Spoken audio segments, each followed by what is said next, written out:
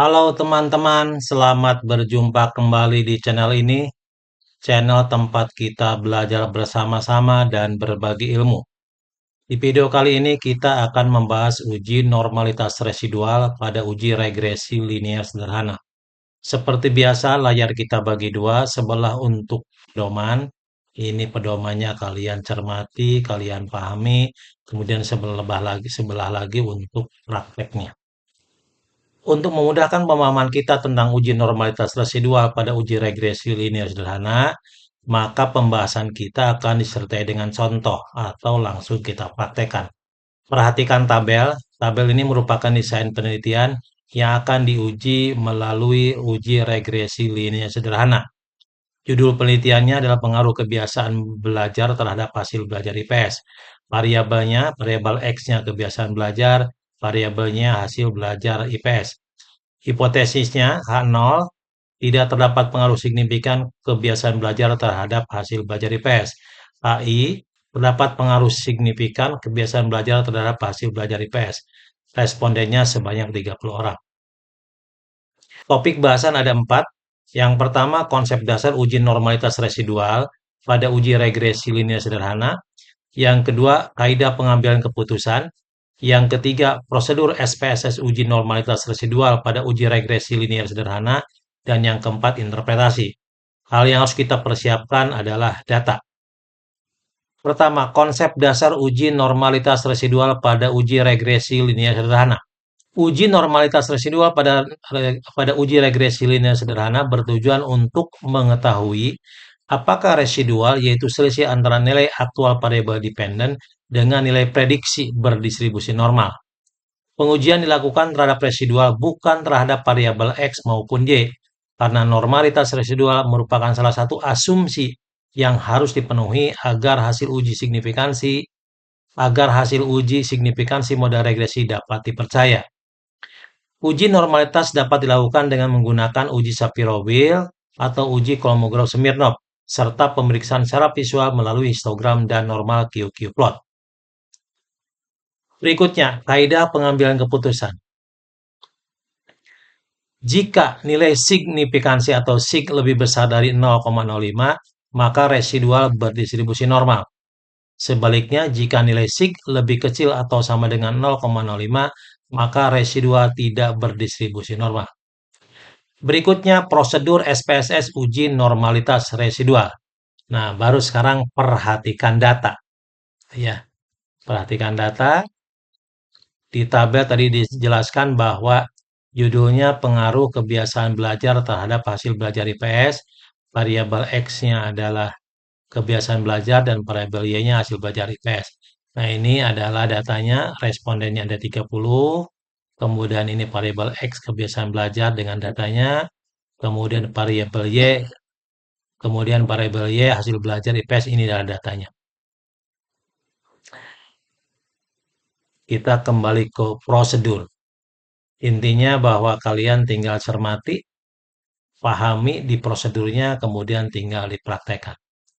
Prosedur SPSS uji normalitas residual. Ada 2 langkah yang harus dilakukan. Langkah pertama menyimpan residual. Langkah kedua adalah menguji normalitas residual. Langkah pertama menyimpan residual. Buka SPSS. Data di copy dulu, kemudian kita buka SPSS-nya. Ya, ini tampilan awal dari SPSS. Kita silang saja ini, kemudian perlu saya sampaikan bahwa SPSS yang kita pergunakan atau kita pakai sekarang versi 27. Kalian bisa menggunakan versi berapapun karena relatif sama. Oke, ini ada lembar kerja SPSS, kemudian data yang tadi di copy dari Excel kita tempelkan di sini. Ini kita klik dulu data view-nya. Setelah itu kita baru copy-kan di sini. Nah, ini data sudah ada di lembar kerja SPSS. Sekarang kembali ke prosedur. Langkah 1, langkah pertama menyimpan residual. Buka SPSS sudah, kemudian ubah var 0001 dengan X, var 002 dengan Y. Nah, ini var 001 kita rubah. Itu ya, rubah caranya klik dulu variable view, kemudian ini kita rubah menjadi X, variabel X ya. Kemudian yang berikutnya, par 002 kita rubah menjadi Y. Selanjutnya di kolom label ini sesuai dengan prosedur untuk X kita ketik kebiasaan belajar. Ini sama dengan ini dengan tabel tadi. Variabel X itu kebiasaan belajar. Kebiasaan belajar. Kemudian variabel Y-nya ini adalah hasil belajar IPS. Hasil belajar IPS.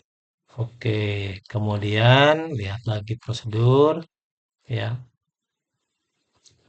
Kemudian skala pengukuran ini ya kita pilih skala itu ya, skala ini, skala pengukuran nih. Kita pilih skala, yang ini juga skala. Oke, selesai sudah kita mengganti nama variabel, kemudian langsung kita lakukan analisis. Klik analyze, kemudian regression, kemudian linear. Oke ya. Ini muncul kotak dialog gitu ya. Kemudian masukkan variabel Y ke kotak dependent ini kita pindahkan ke sini. Kemudian variabel X pindahkan ke kotak yang independen sini ya. Oke. Setelah selesai kemudian klik tombol save gitu ya. Kemudian lihat nih ya sini di bagian residual klik unstandardized ini kita klik kemudian continue kemudian oke. Nah, setelah oke, kemudian kita perhatikan itu ya. Ini langkah pertama menyimpan residual. Variabel residual namanya res1 sudah muncul. Setelah muncul variabel residual, maka langkah pertama menyimpan residual sudah selesai.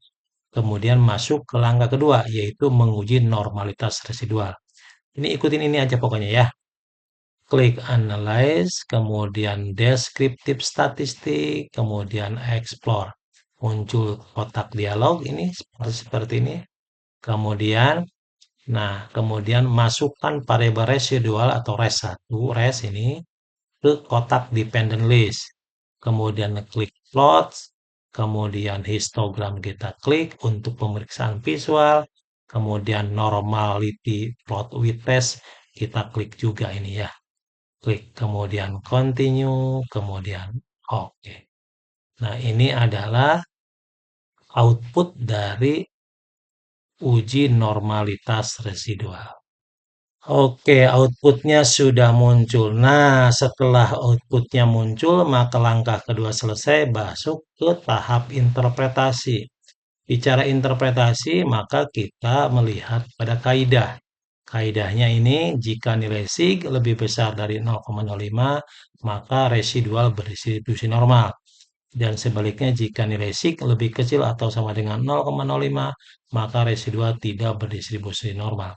Nah, sekarang kita lihat nilai signifikansinya ya. Nilai signifikansi. Nilai signifikansi itu ada di tabel atau di output tabel test of normality ini ya. Ini adalah Kolmogorov Smirnov, ini adalah Shapiro-Wilk gitu ya. Ini nama variabelnya, unstandardized residual. Oke, karena jumlah datanya itu di bawah 50, hanya 30, maka kita fokus ke Shapiro-Wilk gitu ya. Tolong perhatiin. Oke, interpretasi berdasarkan tabel test of normality yang ini gitu ya. Nilai signifikansi untuk uji Shapiro-Wilk adalah sebesar 0,380 ini. 0,380. Mengingat ukuran sampel tadi sudah disampaikan di bawah 50, maka kita fokus ke Shapiro-Wilk saja gitu ya. Karena nilai signifikansi 0,80 itu lebih besar dari 0,05, maka berdasarkan kaidah tadi dapat disimpulkan bahwa residual dalam model regresi itu berdistribusi normal, sehingga asumsi normalitas telah terpenuhi. Ini berdasarkan Shapiro-Wilk.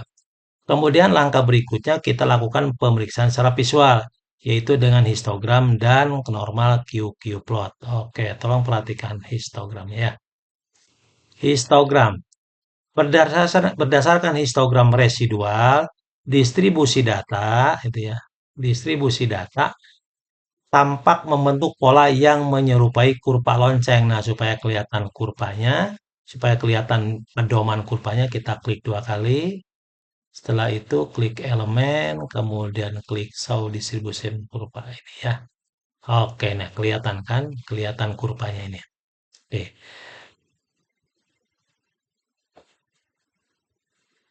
ya. Berdasarkan histogram residual, distribusi data tampak membentuk pola yang menyerupai lonceng, kurva lonceng, dan mengikuti kurva distribusi normal. Oleh karena itu, secara visual residual dapat dinyatakan berdistribusi normal. Jadi ini panduannya, garis panduan normalitasnya. Nah, batang-batang histogram itu menyerupai kurva lonceng, gitu ya. Sehingga asumsi normalitas pada uji regresi linear sederhana telah terpenuhi. Ini untuk histogram. Berikutnya adalah untuk normal QQ plot. Oke, ini ya normal QQ plotnya ini. Oke, ini lebih kelihatan karena garis ya. Berdasarkan norma QQ plot, titik-titik residual terlihat menyebar di sekitar dan mengikuti garis diagonal. Jadi ini garis diagonal sebagai panduannya untuk mengatakan normal atau tidak suatu distribusi ya. Titik-titik residual terlihat menyebar di sekitar dan mengikuti garis diagonal. Meskipun terdapat sedikit penyimpangan pada beberapa titik, secara keseluruhan, pola sebaran menunjukkan bahwa residual berdistribusi normal, sehingga asumsi normalitas pada uji regresi linear sederhana dinyatakan terpenuhi.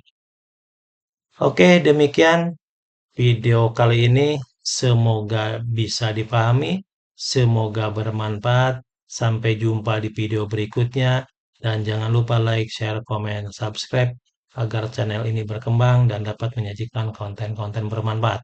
Wassalam.